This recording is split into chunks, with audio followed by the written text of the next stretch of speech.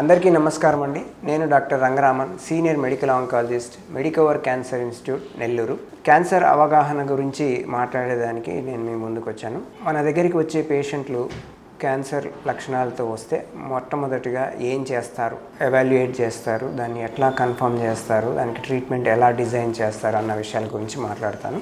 So ఎవరికైనా క్యాన్సర్తో ఇబ్బంది పడుతున్నారు అని అంటే ముఖ్యంగా మనకి 2 విషయాలు తెలుసుకోవాల్సింది ఉంటుంది.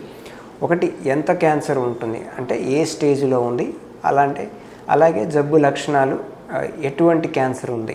సో ఈ 2 మనకి తెలుసుకోవాలి అని అంటే ఎటువంటి క్యాన్సర్ ఉంది అని తెలుసుకోవడానికి మనకి ఎక్కడి నుంచి అయితే గడ్డలాగా ఉందో లేకపోతే పుండులాగా ఉందో దాని నుంచి బయాప్సీ పరీక్ష, మనకి నీడిల్ టెస్టింగ్ అని అంటాము. సో ఈ బయాప్సీ పరీక్ష చేస్తేనే మనకి క్యాన్సర్ అనేది నిర్ధారణ అవుతుంది. ఒకసారి అది క్యాన్సర్ అని నిర్ధారణ అయిన తర్వాత స్థితిగతి ఎంత వ్యాపించింది, దాని స్టేజ్ ఎలా ఉంది అన్న దాని గురించి body scanning, whole body PET CT scanning అనేది చేయడం జరుగుతూ ఉంటుంది. సో మనకి జబ్బు ఎక్కడ ఉంది, ఎంత స్టేజ్లో ఉంది, ఈ 2 విషయాలు తెలిస్తేనే మనకి ఏం ట్రీట్మెంట్ చేయాలి, ఎంతకాలం చేయాలి అన్నది మనకి విషయం క్లారిటీ వస్తుంది.